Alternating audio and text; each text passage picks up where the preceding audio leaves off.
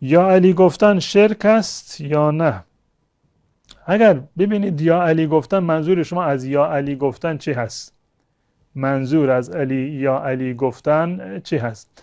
اگر به اصطلاح منظور طلب کمک از علی باشه، استعانت از علی باشه، که این از نظر شرعی جایز نیست و جز موارد شرک آمیز هست.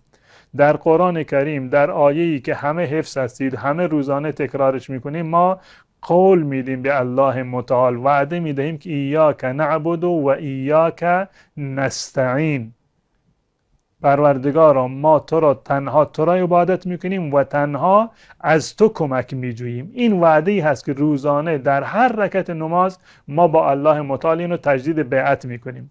اگر یا علی گفتن منظور این است که یا علی مرا کمک بکن، در این به اصطلاح شکی وجود نداره که این استمداد از غیر الله، طلب کمک از غیر الله متعال هست و جز مصادیق شرک هست. زیرا که در اموری که مخصوص الله متعال هست و ماورای اسباب هستند، طلب کمک و طلب حاجت در واقع جز موارد شرک آمیز هست. یک فردی در قبرش خوابیده، الان سیدنا علی یا هر کسی دیگر نه صدای ما را میشنود، بالفرض اگر صدای ما را هم بشنود توانایی کمک کردن به ما را ندارد و چنین اختیاری رو الله متعال به اون نداده.